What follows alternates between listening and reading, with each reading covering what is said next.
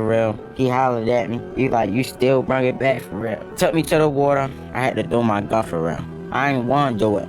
I told him I wasn't doing it at first. They had hold me. He like, I got you. Like, I'm riding behind you. Like, once you do this gun, I'm with you all the way. Like, you gotta let it go. So I let it go. And now we here. And now, this my gun. You heard me. This my switch.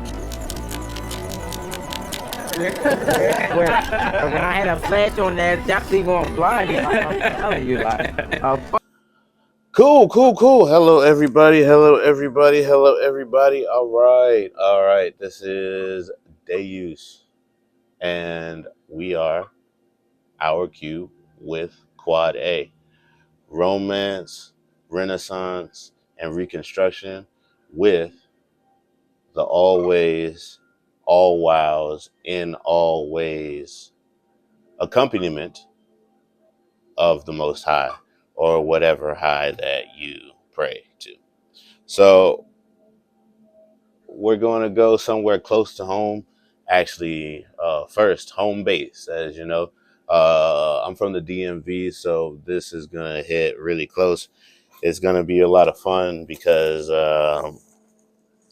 we punched at Baltimore as Washingtonians a lot, and Baltimore punched back. Sometimes Baltimore punched itself in the mid 90s and early 2000s, but things seem to have been changing. Things seem to be changing up. So we're going to look at this in the lens of Renaissance and what's going on in the Baltimore streets. Okay, from about here on out, and maybe for the regular thing, I'm going to play these videos in 2x. I value my time, I value your time, and I speak slowly. So also, hopefully, if you want to watch this video in regular speed, go watch it by the YouTube creator. Hopefully that'll help drive some more views to this, but it's only like 5 days old and has 1.1 million views. So hopefully the word is getting out that things are changing. Oh, that my dog dig it, Matthew. When you follow Houston on your junk phone, this will be the way all people going to Atlanta will actually say they are going to Atlanta. You want Atlanta? No, Atlanta, but dimes. Ha ha ha, on getting names. But dig it also can be used to replace the word head in all aspects of sexual acts. Dig it, we can have a dig it trimmed up back here. The Baltimore accent was so unique. It wasn't dog, it was Doug. And it's evolved. And I guess I'm happy about the evolution. It's a language I might want to learn. I mean, I'm definitely into languages. 2053 type shit right here. You know what I mean? You think the mayor speaks language? Definitely speaks for dude. I'm Mayor Brandon Scott, the mayor of the greatest city in America, Charm City. You will not find better people in these United States of America than those that are here in Baltimore. We understand the capacity of losing multiple brothers. It ain't nothing nice. We tired of having to keep saying our brothers lay down and not come back. You get what I'm saying? The trauma that's inflicted on these kids is perpetual. I was shot the first time in 2021, November the 15th. you can get your first gun at 6 years old, for sure. For the majority of my life, Baltimore's been a place that has had over 300 homicides in a year. 2023 is when things change. Murder rate, I've never seen it drop that low. And now we're about to break a record. We right now are at 109 homicides, which is the lowest number ever through this date. without having more arrests, without displacing crime or violence to other areas. Poverty in and of itself is violence. Most of the community members that we service day to day do not choose to do what they do. We're the birthplace of redlining. The first redlining law was signed in my physical office, right? When you think about that, at the same time as deindustrialization happening with jobs, the steel plant leaving, at the same time the suburbs are being built and you have flight. When you think about how guns and drugs.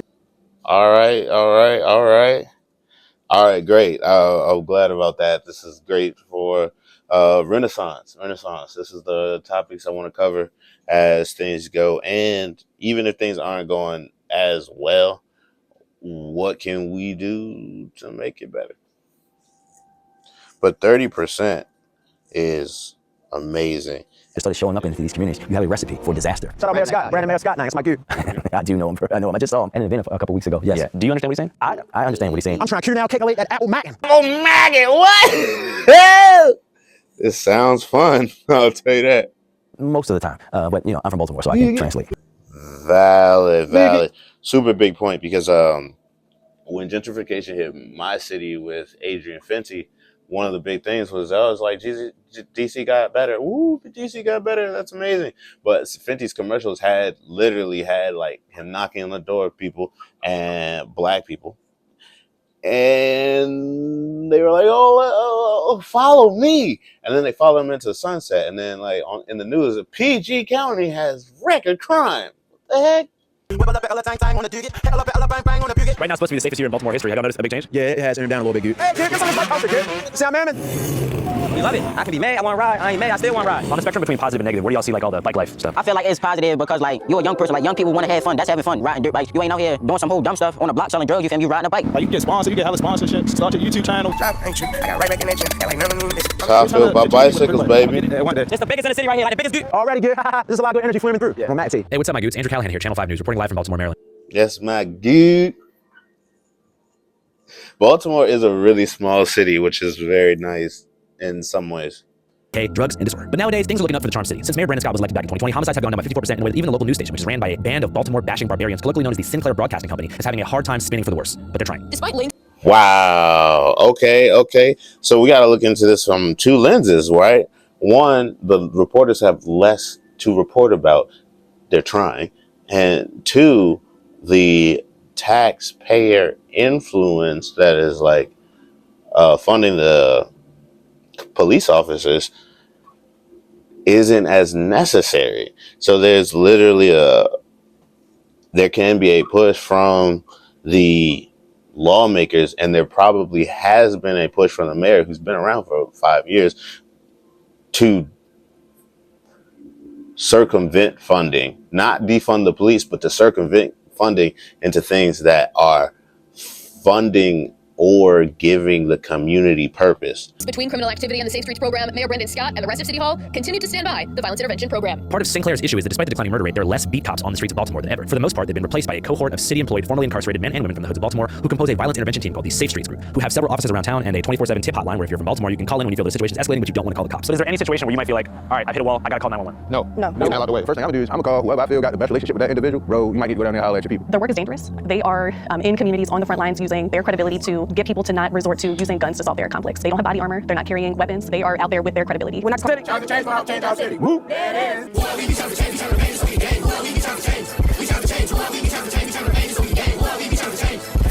And that's one of the pillars that we teach here at Challenge to Change in our 3 rites of passage. First one is identity. You know, of course, it's my son right here on the wall behind you. He got murdered in 2013 as a result of gang violence and all. He got caught up in the gangs. Me serving 25 years of my life in and out of prison, left him out here, which is happening throughout major cities. The fathers are going to prison, leaving their sons and daughters out here. And he happened to be one of the first funerals I ever preached in my life was my son. When the father's absent, like, so much stuff take place because he's a pillar of the home.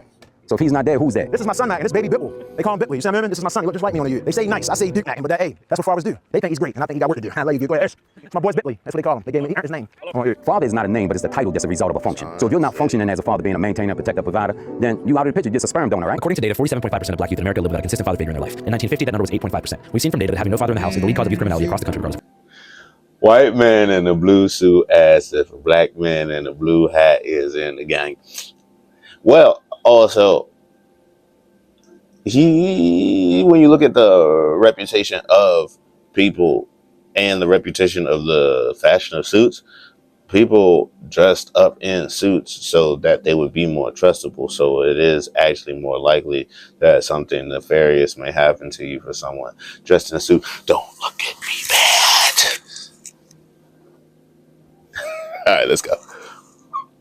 Hundreds of kids, especially young boys, Uncle T is more than a mentor. He's someone they can trust, who again won't call the cops and isn't scared to apply true discipline. Uncle T came into my life by one of my close friends, and he preached at his funeral. And when I saw he came and preached at his funeral for free, no cause, and really genuinely care, like it just did something to me. Like I always, like man, I'll forever be in his good graces. You know, like anything he ever need, like I'm gonna make sure I'm there because he didn't have to do that.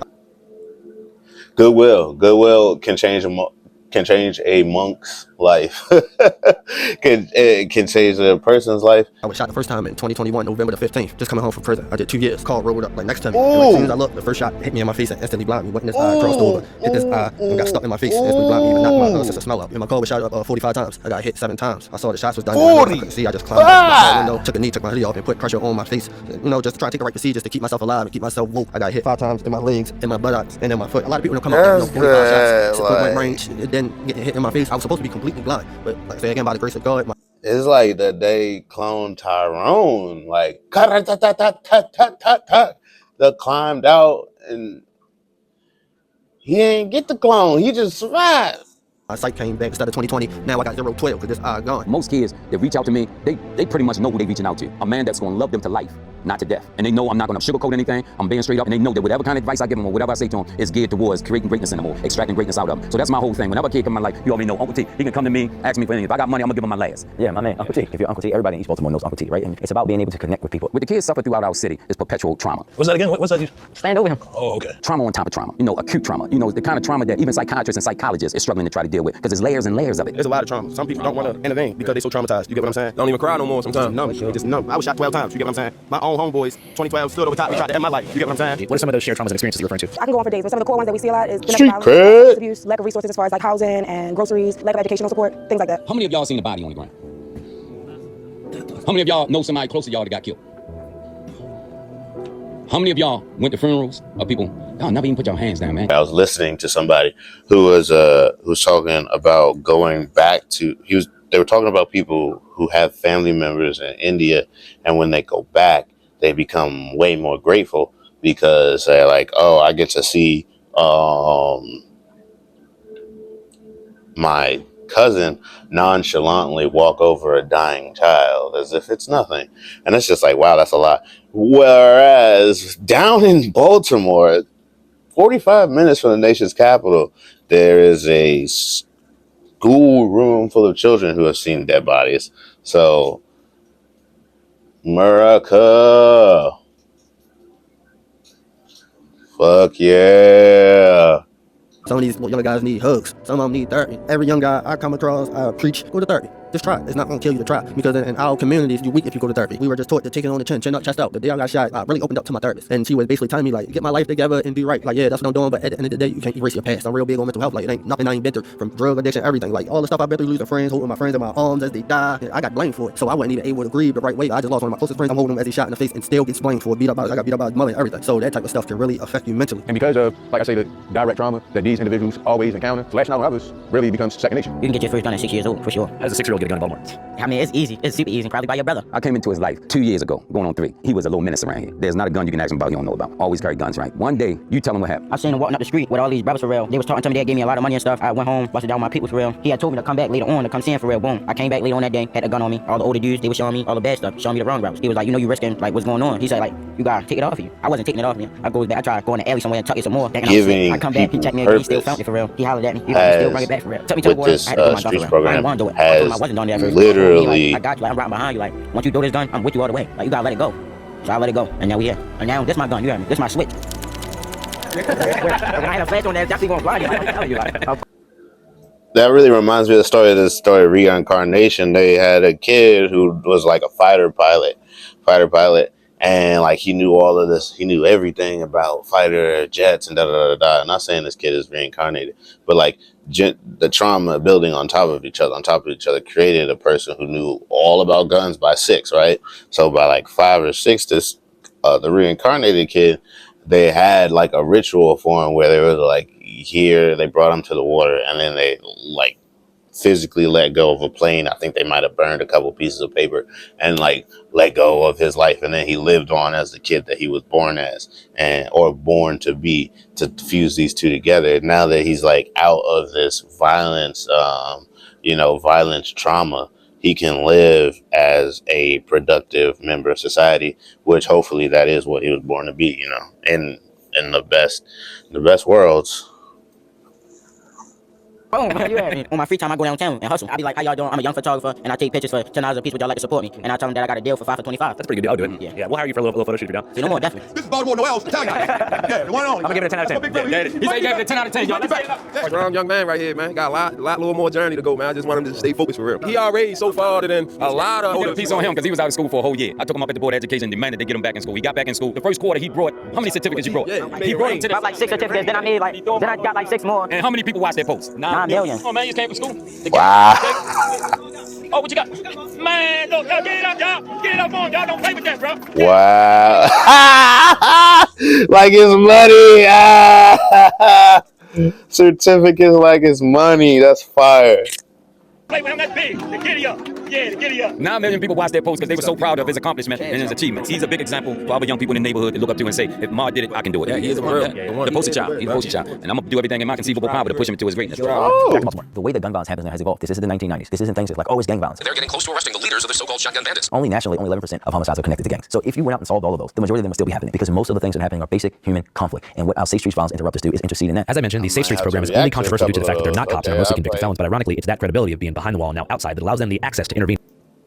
Yeah, what you think about defund the police and in general? When you think about it, what is the funding going to go to? This seems to, they haven't really mentioned any funding to the police, but their police activities and police funding do generally go together over time because you got to trim the budget and make things efficient.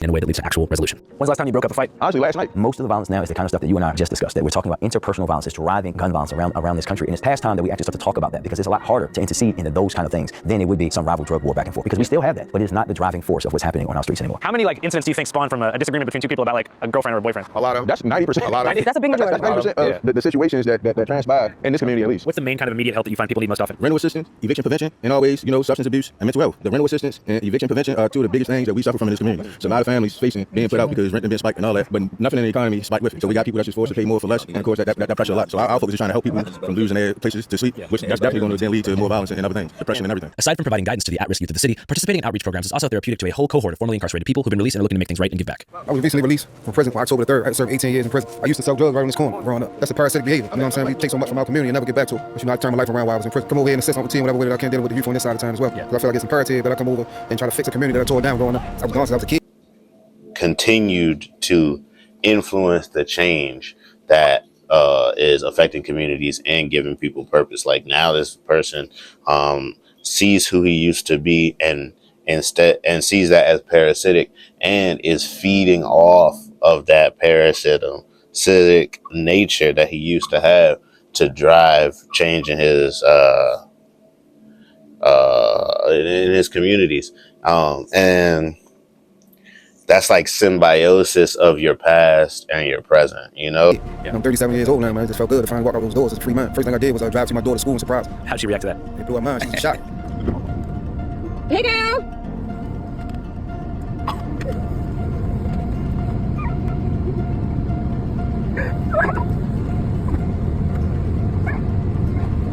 And I think that's another point that I want to make because you know that some folks fall into this thing where it has to be arresting a bunch of people. That's never been the case. If you look at 2004, the city of Baltimore had 278 homicides that year. In a city of roughly 600,000, they made 91,000 arrests. Last year, we had 201 homicides. We made 15,000 arrests. Significantly fewer homicides with significantly fewer arrests because it's never been about how many people. It's who.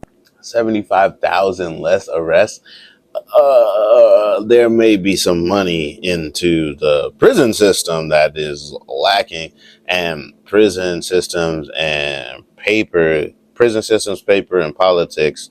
And for what? I think the police are seeing the benefit in the work that we're doing. They see us as a partner in this, and they recognize there's certain things that they cannot do. We're not just going to police our way out of this problem. I think hopefully over time, we've been able to do all of this without putting additional cops on the street. We've been able to do this at a time when the police department says we don't have as many officers as we'd like to have on the street. Listen, we can take a lot of credit, pat ourselves on the back, but a big part of what took place with these numbers was our community. So you guys imagine maybe 5 years your program would quadruple in size or something like that, especially when they see the data, they probably want to expand it. That's what should happen. It should be more sites and more zones. We got at least 4 zones last year, went 365 without a homicide. And we made it like 319 days down here. It should just be more zones. There's more potential for 365 days without a homicide. When you're looking at this thing, you look at it like cancer. We don't want just to cure one symptom of cancer. We want to eliminate the entirety of cancer. We've gone after gun companies. We sued Balimore 80, the nation's largest ghost gun company, and we ended their business. And now they're going bankrupt, right? And we saw ghost gun recoveries fall off a cliff. Just a few weeks ago, we were awarded the largest settlement ever against a gun store, Hanover Armory and Enron County, that was selling weapons to people, children, people that shouldn't have them, all of these folks, without background checks and without IDs. We're doing that focus as well. What do you think is the main thing that keeps people locked to the streets or in that cycle? The people who they love. That's one of the things I'm facing right now. My brother, for example, he's still in the streets. I love him. I told him, don't let me down, bro. Get out the streets, you feel me? But I don't have no alternative for him. So I can't keep telling him that. And that's why I feel so bad, because I don't got no alternative for him. If I had an alternative for him, he'd have been on the streets. As far as your family situation goes, you have a mom and dad in your life? No. They messed up. I'm trying to bring my family back. For instance, I don't really mess with my father, so he out of the situation, but my mother, that's my heart. I gotta do this for her. I gotta win.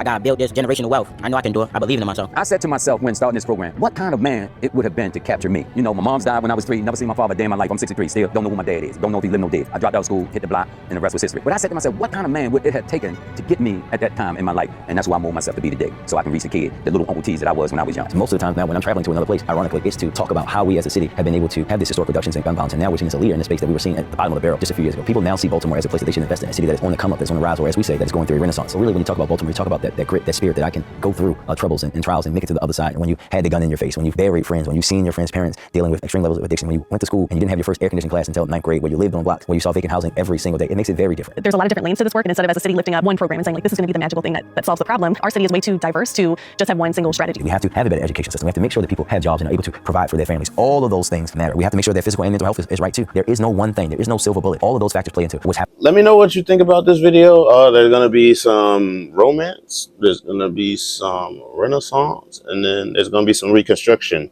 So videos that fall into that. And then the things that I actually write and have been wanting to give you for all my life will also come once the foundations of that are complete. I hope we can build an amazing community here. Continue to have a life that is fun and brings change and progress. And if not, I hope you are always saying, wow. Have a great one, guys. Skidoo!